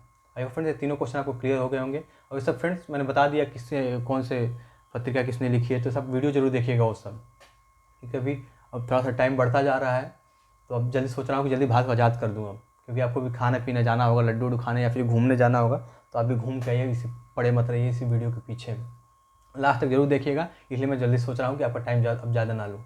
बंग दर्शन बंकिम चटर्जी का है ये पत्रिका। रफ्त गुफ्तार दादा भाई नौरोजी का। न्यू इंडिया महात्मा गांधी का। या फिर बताना कौन सा गलत है, तो बंगदूत राजा राम मोहन राय का। फ्रेंड्स उधर राजा राम मोहन राय को बताया था मिरातुल अखबार, और इधर बंगदूत भी है। बाकी बंकिम चटर्जी ने बंग दर्शन लिखा है। रस्त गुफ्तार जो है दादा भाई नौरोजी का है। और न्यू इंडिया और कॉमनवेल्थ ये एनी बेसेंट ने लिखा था, उनका है पत्रिका न्यू इंडिया और कॉमनवेल्थ। जबकि महात्मा गांधी की बात करें तो हरिजन, नवजीवन, यंग इंडिया और माई एक्सपेरिमेंट विद ट्रूथ, ये सब कुछ बहुत इंपॉर्टेंट है जो गांधी जी के हैं। अब बहुत पूछा गया एग्जाम, तो इनको याद कर लीजिएगा आप लोग। थियोसॉफिकल सोसाइटी की स्थापना किसने की थी, स्वामी विवेकानंद ने, लाला हरदयाल ने, अल्कॉट ने, या फिर केशव चंद्र सेन ने। फ्रेंड थियोसॉफिकल सोसाइटी की स्थापना कर्नल ऑलकॉट ने की थी, मैडम ब्लॉटस्की और कर्नल ऑलकॉट ने। बल्कि अगर बात स्वामी विवेकानंद की, स्वामी विवेकानंद ने रामकृष्ण परमहंस जो मिशन था उसको और वेलूर मठ की स्थापना की थी। लाला हरदयाल ने सेंट फ्रांसिस्को में 1915 में क्या स्थापना की थी, इन्होंने गदर पार्टी की स्थापना की थी। 1915 बल्कि 1913 में गदर पार्टी की स्थापना किया था इन्होंने। फ्रेंड्स ये ऑप्शन क्लियर हो गए होंगे। चंपारण सत्याग्रह कब हुआ था, चंपारण सत्याग्रह किस काल में हुआ था, कौन सा उसका ईयर था, 1917, 1918, 1919, 1920। फ्रेंड गांधी जी से बहुत इंपॉर्टेंट है हर एग्जाम के, चाहे यूपीएससी दे चाहे एसएससी दे, चाहे फिर रेलवे, जो भी एग्जाम दे गांधी जी तो आने ही है। क्योंकि गांधी जी के बिना तो भारतीय इतिहास जो है अधूरा है, जो आपका आधुनिक इतिहास है वो अधूरा है इनके बिना। अगर गांधी जी को हटा दिया जाए तो बहुत कुछ नहीं देखने को मिलेगा। हालांकि इनके बाद भी बहुत महान है, पर गांधी जी तो शुरू से थे और लास्ट तक बने ही रहे, तो इसलिए इनके बिना अधूरा लगेगा पूरा आपका इतिहास भारत का। तो चंपारण जो सत्याग्रह था 1917 में हुआ था, इसी को तीन काठिया प्रथा भी कहा जाता है। 1918 में अहमदाबाद मिल स्ट्राइक और खेड़ा आंदोलन शुरू हुआ था। 1919 में बात करें तो खिलाफत आंदोलन शुरू हुआ था। 1920 में बात करें तो असहयोग आंदोलन की शुरुआत हुई थी यहाँ पे। ठीक है फ्रेंड्स, ये सब मुझे उम्मीद है कि आपको क्लियर हो गया होगा। अगला क्वेश्चन देखते हैं, कौन सा युग्म सही नहीं है? Natal India Congress south Africa में, ये सब गांधी जी के द्वारा स्थापित की गई कुछ चीज़ें हैं। फिनिक्स आश्रम जो था ये भी साउथ अफ्रीका में गांधी जी ने स्थापित किया था। साबरमती मुंबई में स्थापित किया था गांधी जी ने, या फिर प्रथम सत्याग्रह का प्रयोग साउथ अफ्रीका में किया था। अब बताना है कि कौन सा सही है फ्रेंड्स। अब बाद में अगर बात करें प्रथम सत्याग्रह के, तो चंपारण में किया था जो 1917 में हुआ था, और 1918 में इन्होंने भूख हड़ताल पे पहली बार गए थे। तो चलिए देखते हैं सही आंसर क्या है। तो नटाल जो इंडियन कांग्रेस थी इसकी स्थापना हुई थी साउथ अफ्रीका में। फिनिक्स आश्रम था ये भी साउथ अफ्रीका में था। साबरमती फ्रेंड जो था ये गुजरात में, जबकि यहाँ पे मुंबई लिखा तो एक गलत हो जाएगा ऑप्शन, यानी कि आपका ऑप्शन सी जो है गलत है बिल्कुल भी। और प्रथम सत्याग्रह का प्रयोग साउथ अफ्रीका में ही इन्होंने किया था। पूना पैक्ट कब हुआ था? पूना पैक्ट अब देख लेते हैं, 1940 में, 1942 में, 1932 में, या फिर 1930 में। फ्रेंड्स से पूना पैक्ट सब पढ़ा दिया हूँ, कुछ चीज़ें इसमें नए, काफ़ी चीज़ें नए भी ऐड किया हूँ, और कुछ चीज़ पढ़ाया हुआ है, क्योंकि अब टॉपिक तो उतना ही है और पढ़ाना उन्हीं को, अब थोड़े दिन छोड़ के कुछ नया पढ़ा दूँ उसमें से। अब गांधी जी तो गांधी जी के बारे में ही पढ़ाऊँगा, उन्हीं से रिलेटेड फैक्ट लाऊंगा। चलिए देखते हैं सही आंसर क्या है इसका। तो 1932 में पूना पैक्ट हुआ था। ठीक है फ्रेंड, पूना पैक्ट कब हुआ था? 1932 में गांधी जी के समय में हुआ था ये सब। अगर बात करें 1930 की, तो 1930 में आपका पहला राउंड टेबल कॉन्फ्रेंस शुरू हुआ था, पहला जो है राउंड टेबल कॉन्फ्रेंस। 1942 की अगर बात करें हम लोग, तो 1942 में भारत छोड़ो आंदोलन शुरू हुआ था, जिसमें गांधी जी ने करो या मरो का नारा दे दिया था। और 1940 में तो बहुत सारी घटनाएं हुई थी, जैसे आपका पाकिस्तान की मांग हुई थी 1940 में ही, अगस्त प्रस्ताव भी आया था। ठीक है फ्रेंड्स, देख रहे हैं कहाँ पहुँच गए हम लोग, धीरे धीरे 40, 32, 30 तक पहुँच गए। मतलब हम, क्योंकि जो गाड़ी थी अब आज़ादी के नीचे तक आ चुकी है, यहाँ तक अब तक पहुँच गए हैं। ठीक है फ्रेंड्स, अब बस थोड़ी देर बाकी रह गया है, और थोड़े क्वेश्चन भी रह गए। सिर्फ कितने क्वेश्चन? 12 क्वेश्चन बाकी रहेंगे। बस आपको भारत को आज़ाद करा के ही जाना है। फिर जो भरा नहीं है भावों से बहती जिसमें रसधार नहीं, वो हृदय नहीं वो पत्थर है जिसमें स्वदेश का प्यार नहीं। फ्रेंड्स समझ सकते हैं, अगर अपने स्वदेश के लिए प्यार है, अपने देश के लिए प्यार नहीं है, तो फिर आपका या फिर किसी का जीना ना के बराबर है फ्रेंड। अगला साइड देखते हैं फ्रेंड्स। अगला क्वेश्चन, जनगण मन अधिनायक जय है किसने गाया है? जनगण मन अधिनायक जय है किसने गाया है? बंकिम चटर्जी ने, रविन्द्रनाथ ठाकुर ने, महात्मा गांधी ने, राम प्रसाद बिस्मिल ने, या फिर सुभाष चंद्र बोस ने। फिर अगला क्वेश्चन देख लेते हैं हम लोग, कौन सा युग्म जो है सही नहीं है? बताना है आपको। सत्याग्रह प्रकाश दयानंद सरस्वती ने प्रकाशित किया था, मतलब इसके पत्रिका को। इंडियन स्ट्रगल जो था ये सुभाष चंद्र बोस की रचना है। युगांतर अरविंद घोष की। India wins freedom Pattabhi Sitaramayya की। फिर बताना है कौन सा आपका सही नहीं है, कौन सा इसमें मैच नहीं सही कराया गया है। और फ्रेंड्स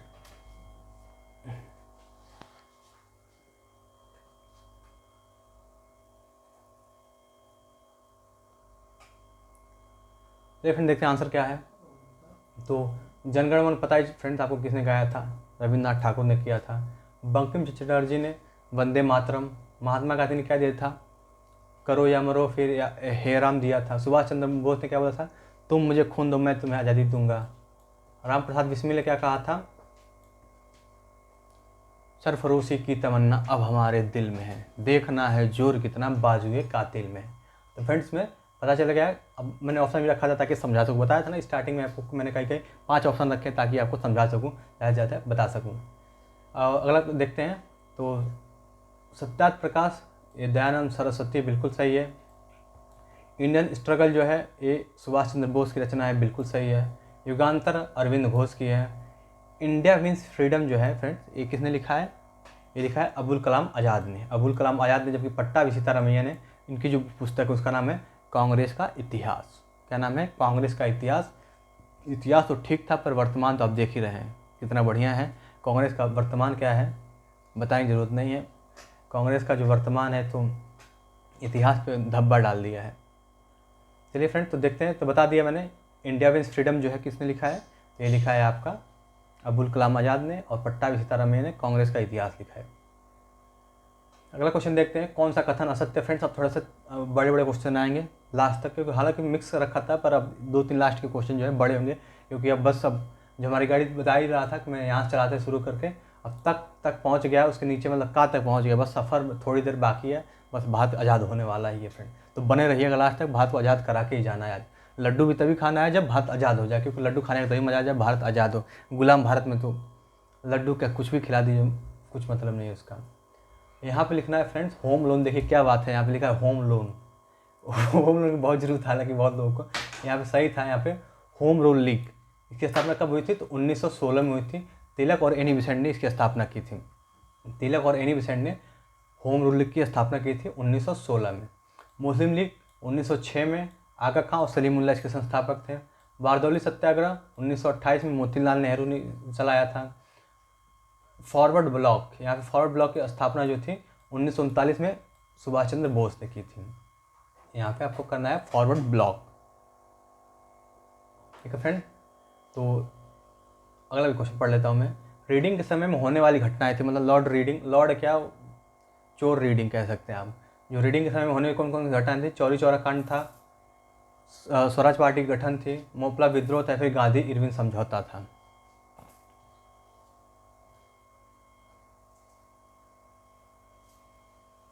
आइए फ्रेंड आपने आंसर कर दिया होगा इसका। तो होम रूल लीग 1916 में, बिल्कुल सही है फ्रेंड। 1916 में तिलक और एनी बेसेंट ने इसकी स्थापना की थी। मुस्लिम लीग 1906 में, आगा खां और सलीमुल्लाह, ये भी सही बिल्कुल। बारदौली सत्याग्रह 1928 में हुआ था, पर ये मोतीलाल नेहरू नहीं थे बिल्कुल भी। इसमें कौन थे? सरदार वल्लभ भाई पटेल। वल्लभ भाई पटेल जो थे ये बारदौली सत्याग्रह के नेता थे, जहाँ वो जो कहाँ पे हुई थी? गुजरात में हुआ था और 1928 में हुआ था। फॉरवर्ड ब्लॉक की स्थापना 1939 में, बिल्कुल सही है। और रीडिंग के समय में कौन कौन सी घटनाएं हुई थी आपकी? यहाँ पूछा कौन सी नहीं है, तो यहाँ पे इरविन नाम से पता चला। इरविन जब तो इरविन होंगे उस समय, तो इरविन के समय में एक घटना हुई थी, जबकि यहाँ पे लिखा है कि रीडिंग के समय में कौन सा नहीं हुआ था। बाकी आप समझ सकते हैं। स्वराज पार्टी का गठन 1923 में हुआ था। चौरी चौरा हत्याकांड, जो चौरी चौरा कांड था 5 फरवरी 1922 को हुआ था। मोपला विद्रोह जो था ये 1921-22 के आसपास का ये मोपला विद्रोह हुआ था। मैं फ्रेंड से समझ सकता हूँ कि आप, मैं उम्मीद कर रहा हूँ कि आप समझ गए होंगे दोनों ऑप्शन और दोनों क्वेश्चन भी। अगला क्वेश्चन देखते हैं, कौन सा एक में गलत है? भील विद्रोह, फ्रेंड देख लेते हैं कुछ विद्रोह जो किसान विद्रोह थे उनको भी शामिल कर लिया है। मैं देखिए 5 ऑप्शन के साथ आया हूँ ताकि आपको बता सकूँ काफ़ी कुछ इसमें। मोपला विद्रोह यहाँ पे क्या है? भील विद्रोह, इसके जो प्रवर्तक थे, कह सकते नेता थे, वो सेवाराम थे। पागलपंथी टीपू थे इसके। वहाबी आंदोलन सैयद अहमद थे उसके। मुंडा विद्रोह सिंधु कानू थे। मोपला विद्रोह अली मुस्लियार उसके नेता थे। बताना है कि कौन से नेता थे और उनका कौन सा आंदोलन उनसे संबंधित है। नेता तो फ्रेंड्स अब बहुत हो रहे हैं, पहले तो काम के लायक नेता थे, अब जो नेता नाम के हैं, फेसबुक पे नेताजी को विश करते हुए इस टाइप वाले जो नेता हैं बहुत बढ़ गए हैं अब। तो देखते हैं आंसर इसका सही कौन सा है। तो भील विद्रोह जो था सेवाराम इसके नेता थे, बिल्कुल सही है। पागलपंथी विद्रोह जो था ये टीपू इसके नेता थे, किसान नेता थे। वहाबी आंदोलन जो था सैयद अहमद थे, बिल्कुल सही है भी। ये मोपला विद्रोह अली मुस्लियार थे, बिल्कुल सही है। बल्कि यहाँ पे जो गलत ऑप्शन आपको बताना था आपको गलत कौन सा है, तो ये है मुंडा विद्रोह। मुंडा विद्रोह किसने किया था? बिरसा मुंडा थे इसके जो नेता थे, जिसने नेतृत्व किया था इसका, वो कौन थे? बिरसा मुंडा। जबकि सिंधु कानू थे किसे? पागलपंथी विद्रोह के। वैसे पागलपंथी नहीं, ये सिंधु कानू थे किसके? संथाल, हाँ संथाल जो का विद्रोह था, आंदोलन था, उसके नेता कौन थे? सिंधु कानू। और मुंडा विद्रोह बिरसा मुंडा ने। उम्मीद करता हूँ फ्रेंड्स ये ऑप्शन क्लियर हो गए सारे आपको। सारे इन सबको बताया मैंने स्टार्टिंग में, जो यहाँ पे लिखा हो तो इंपॉर्टेंट है, जो बता रहा हूँ वो बहुत इंपॉर्टेंट है। तो आपको वीडियो देखना है, क्योंकि PDF सिर्फ ले लेंगे तो आपको बस ऐसा ही मिलेगा आपको, तो कुछ में बहुत फ़ायदा नहीं होने वाला है। इससे अच्छा कि आप पूरा देख के उसके बाद PDF प्रैक्टिस करेंगे 1-2 बार, तो ये सब क्वेश्चन जो है बस एग्जाम में फंसने वाले क्वेश्चन है, ऐसा नहीं कि बस ऐसे क्वेश्चन है। आपको अभी तक लग गया होगा कि हाँ सब जो भी है इसमें बहुत ही अच्छा है और बहुत ही काम का है। अब देखते हैं 1857 की क्रांति से कुछ, मतलब हमारी गाड़ी जो है आगे गई है, फिर थोड़ा सा ब्रेक लेके पीछे आई है। अब एक ही बार फिर लगाएगी, बुलेट ट्रेन की तरफ पहुंचा देगी, एकदम आज़ाद कर देगी भारत को। तो लखनऊ में नेतृत्व किसने किया था? बेगम हजरत महल ने। उसका दमन किसने किया था वहाँ पे? विद्रोह का कैम्बल। यही से आपको बताना है। इलाहाबाद में लियाकत अली, कर्नल नील। झांसी रानी लक्ष्मीबाई, हीरोज। और देखते हैं अगला लास्ट ऑप्शन, 1857 की क्रांति का प्रतीक कमल और रोटी था और इसकी शुरुआत 30 मार्च 1857 को हुई थी। बताना है कौन सा जो है गलत है हमारा ऑप्शन।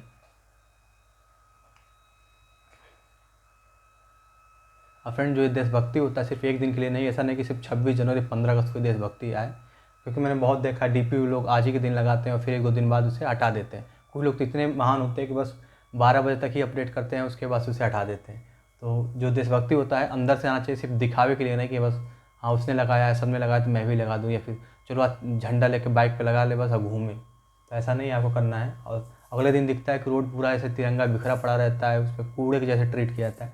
तो ऐसा नहीं, इसको सम्मान दीजिए। आप तो खरीदिए मत, या फिर उसको रखें हैं तो उसको अच्छे से रखिए, ताकि जो गरिमा है देश की, अपने तिरंगे की, उसको कलर चढ़ाने में 3 रंग है, उसको चढ़ाने में बहुत ही खून और पसीना बहाए लोगों ने। जितना हम लोग पढ़े अभी इतिहास का, अब समझिए कि किसने क्या क्या किया है, तो उसकी इज्जत करिए आप लोग। ये फ्रेंड देखते हैं आंसर सही कौन सा है।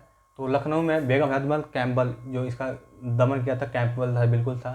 और इसी तरह यहाँ पे जो कानपुर था, धोंधुपंत तात्या टोपे, वहाँ पे भी कैम्पबेल ही था जिसने विद्रोह का दमन किया था। धोंधुपंत, कानपुर और कैम्पबेल याद कर लीजिए। वो भी लियाकत अली बिल्कुल सही था, इलाहाबाद में थे। और नील ने, इसने जो कर्नल नील था उसने दमन किया था। झांसी में रानी लक्ष्मीबाई और कर्नल हिरोज, इसने दमन किया था। और फ्रेंड हिरोज ने बोला था कि इन सारे जो सत्याग्रही हैं, फिर क्या बोलते क्रांतिकारी हैं, उनमें सिर्फ एक ही मर्द है जो अभी लेटी पड़ी है, मतलब सोई पड़ी, क्योंकि मार दिया गया था उसमें झांसी की रानी को। तो उनके लिए बोला गया, उनके सम्मान में बोला गया था ये बात। अगला देखते हैं। तो प्रतीक जो था ये 1857 कमल और रोटी था, पर यहाँ पे जो डेट लिखा है 30 मार्च न कि 29 मार्च था फ्रेंड। 29 मार्च 1857 को ये शुरू हुआ था, जबकि मतलब ऑफिशियली रूप से तो उस दिन शुरू कर दिया था मंगल पांडे ने, पर 10 मई 1857 को इसने एकदम जैसे अब पूरा देश में जितने फैलने लगा था। और इसके लिए कौन सा बटालियन गई थी, 20वीं जो होती है 20वीं इन्फेंट्री, उसने ये शुरू किया था 10 मई 1857 को। अगला देखते हैं। अब 48 मतलब सिर्फ 3 क्वेश्चन रह गए अब हमारे इसमें। कौन सा कथन असत्य है। 1806 कोलकाता अधिवेशन में दादा भाई नौरोजी ने पहली बार स्वराज शब्द का प्रयोग किया था। 1806 में जो कोलकाता अधिवेशन हुआ था उसमें स्वराज शब्द का पहली बार प्रयोग किसने किया था, दादा भाई नौरोजी ने। क्या ये गलत है। बंगाल विभाजन 16 अक्टूबर 1905 को लागू हुआ। क्या ये गलत है। अभिनव भारत BD सावरकर 1904 में इसकी स्थापना हुई थी। कामागाटा मारू जो पानी का जहाज था, ये घटना कब हुई थी, 1914 को। फ्रेंड बताना है कि कौन सा हमारा ऑप्शन जो है गलत है। फ्रेंड्स अगर कभी गलती से कुछ मतलब ऐसा बोल देता हूँ या फिर कुछ ऐसा छूट जाता है बताने में, तो कमेंट में आप जरूर बता दीजिए कि सर ये थोड़ा सा मतलब गलती से निकल गया या फिर छूट के बताना, उसको बता दीजिए आप। क्योंकि अभी पढ़ाने में दिमाग कई तरह से चलाना पड़ता है कि हाँ ये समझाना है, ऐसे बताना है, तो हो सकता है कुछ चीज़ें मिस कर जाए दिमाग से। तो उसको बहुत ऐसे नहीं लेने का, नहीं अरे क्या है, क्या पढ़ा रहे, कुछ ऐसा नहीं। क्योंकि आपको बता दिया था, मैंने प्रूफ के साथ दिखाया था, जो पढ़ाया था उसमें से 10 क्वेश्चन फंसे थे, सिर्फ 13 क्वेश्चन में से। अभी UPSC के एग्जाम में जो असिस्टेंट कमांडेंट का एग्जाम होता है, तो बताने की जरूरत नहीं है फ्रेंड्स आपको, क्योंकि कितना जो भी लाता हूँ कितना सही रहता है और कितना हेल्पफुल होगा आपके एग्जाम के लिए। एग्जाम में देंगे, जब एग्जाम देंगे इसका, तब आपको पता चलेगा कि हाँ जो भी पढ़ाया गया था कितना टू द पॉइंट पढ़ाया गया था। चलिए देखते हैं फ्रेंड। ये कामागाटा मारू जो पानी का जहाज़ था, ये घटना कब हुई थी, तो 1914 में हुई थी। अभिनव भारत BD सावरकर 1904, बिल्कुल सही है। बंगाल विभाजन था 16 अक्टूबर 1905 को लागू हुआ। इसी दिन बंगाल में शोक मनाया गया था। ठीक है फ्रेंड्स, शोक दिवस के रूप में मनाया गया था बंगाल में। और ये जो था कोलकाता अधिवेशन, दादा भाई नौरोजी भी सही है, पहले स्वराज शब्द का प्रयोग हुआ था, पर यहाँ पे जो ईयर लिखा है ये गलत है फ्रेंड। ये क्या है, 1906, 1806 के बजाय यहाँ पे क्या होगा 1906। तो ये ऑप्शन जो आपको गलत था, असत्य था, वो है ऑप्शन ए, यानी कि ये गलत है मान लो। आइए फ्रेंड्स, ये सारे ऑप्शन और क्वेश्चन समझ में आ गए होंगे आपको। फ्रेंड्स अब देख लीजिए हमारी गाड़ी कहाँ पहुँच गई है। बस अब आज़ाद कराने के चक्कर में हम लोग पहुँच गए हैं पूरा यहाँ तक। बस अब एक क्वेश्चन ऑप्शन जैसे जैसे चलेगा तो बढ़ता जाएगा, और लास्ट क्वेश्चन तक आपको भारत को आज़ाद करा के ही जाना है और लड्डू खा के जाना है। आपकी जगह पे मैं ही खा लूँगा लड्डू। बस आप लोग जो है बने रहिए और उसको फील करिएगा हर चीज़ को। कौन सा कथन असत्य है, कौन सा कथन असत्य है फिर बताना है। काकोरी कांड जो हुआ था 9 अगस्त 1925 को ये हुआ था, और राम प्रसाद बिस्मिल, अशफाकुल्ला खां, रोशन लाहिड़ी ये क्या थे, इसके प्रमुख नेता थे। सैंडर्स को गोली मारकर हत्या किसने की थी, भगत सिंह ने 1928 में। कब की थी, तो 1928 में। फ्रेंड्स इसी से रिलेटेड एक चीज़ बताऊंगा मैं आपको लास्ट में, पहले इस क्वेश्चन खत्म हो जाने दीजिए।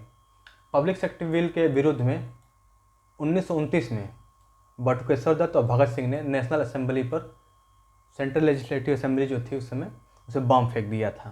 क्या ये गलत है? या फिर आज़ाद हिंद फौज का गठन 1943 में सुभाष चंद्र बोस ने किया था? या फिर ई जो है ऑप्शन, इसमें से कोई ऐसा नहीं ऑप्शन जो है गलत हो। तो फ्रेंड्स, आपको अगर हम देख रहे होंगे, पहले से वीडियो मेरा देख रहे होंगे तो आपको आइडिया लग गया होगा कि जहाँ भी कोई नहीं आता और 5 ऑप्शन रहता है तो वही सही भी होता है। मैं ऐसा लाता हूँ कि ऐसा सही हो जाता है, क्योंकि मैं 4 ऑप्शन तो सही देना ही पड़ेगा आपको अगर 5वां उसमें ऐड करना है तो। चलिए फ्रेंड, देखते हैं क्या आपको पता चलेगा। बस इसको एक्सप्लेन कर देता हूँ। जो काकोरी कांड था, काकोरी ट्रेन कांड, 9 अगस्त 1925 को राम प्रसाद बिस्मिल, अशफाकुल्ला खां, रोशन और लाड़ी ये लोग थे, इसके नेता थे प्रमुख। जो आइडिया आया था, विचार आए थे सब करने का, ये राम प्रसाद बिस्मिल के मन में आया था सबसे पहले।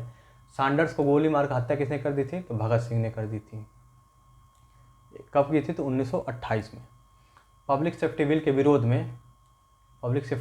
में क्या हुआ था? 1929 में बटुकेश्वर दत्त और भगत सिंह ने, जो सेंट्रल लेजिस्लेटिव असेंबली थी उस समय, उसमें बम फेंक दिया था। हालांकि किसी को नुकसान नहीं हुआ था उसमें, बस उनका मानना था कि जो अंग्रेज अधिकारी है, जो अंग्रेजी सरकार है, वो बहरी हो चुकी है एकदम, मतलब कुछ सुनती नहीं थी। अंग्रेज के खिलाफ तो बोल दो तो बस ऐसे ही था कि इनको जेल में डाल दो, मार दो, पीट दो, कैसे बस।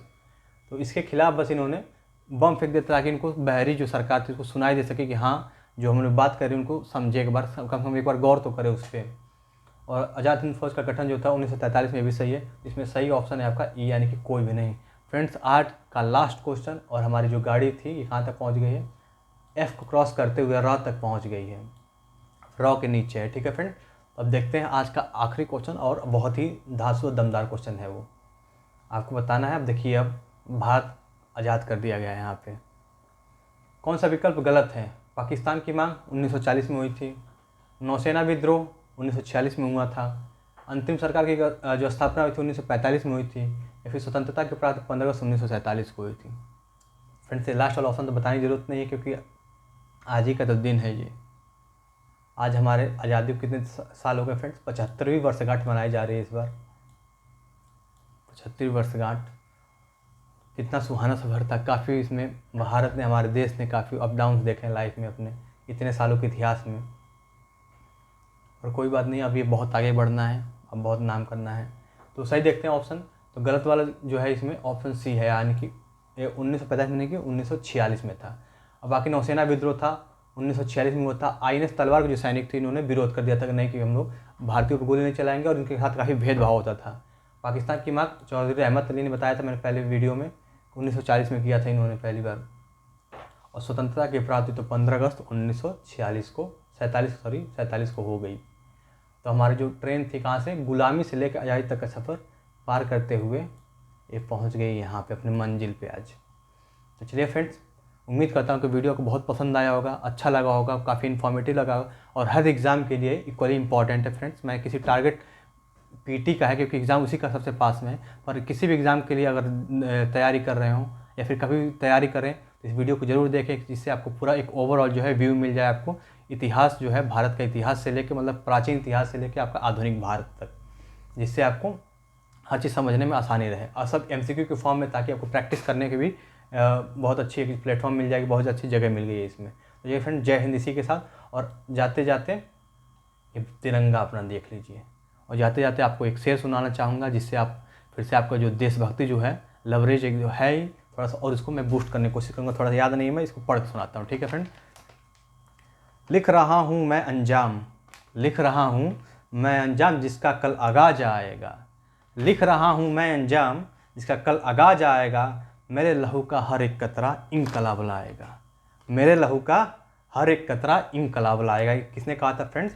ये भगत सिंह ने कहा था। जब उसने बम फेंक दिया था उन्होंने, तो लोग क्या, उनको लगे बोलने कि सब करने से कुछ फ़ायदा नहीं होने वाला, कुछ नहीं फ़ायदा होने वाला है आपको। तो उन्होंने यही शायरी कहा था कि लिख रहा हूँ अंजाम, जिसका कल आगाज आएगा। मेरे लहू का हर एक कतरा इनकलाब लाएगा। देखिए फ्रेंड्स, मेरे रोंगटे खड़े हो गए हैं ये बोल के, मेरे दिखाई दे रहा हो तो पता चल गया हो। तो चलिए फ्रेंड, मैं कहता हूँ वीडियो बहुत पसंद आई होगी। इसको जितना शेयर कर सके, क्योंकि आज 15 अगस्त स्पेशली इसी के लिए बनाया है मैंने आज का वीडियो। तो जितना शेयर कर सके शेयर करिए, हमारे चैनल को लाइक करें, शेयर करें, सब्सक्राइब करें। ठीक है फ्रेंड्स, इसका टेलीग्राम ज्वाइन करके PDF जरूर ले, क्योंकि ये जो है ऐतिहासिक दिन है आज का, और ऐतिहासिक वीडियो भी बनाया है मैंने अपने हिसाब से। ये फ्रेंड, मिलते हैं अगली वीडियो में, तब तक के लिए थैंक यू और जय हिंद।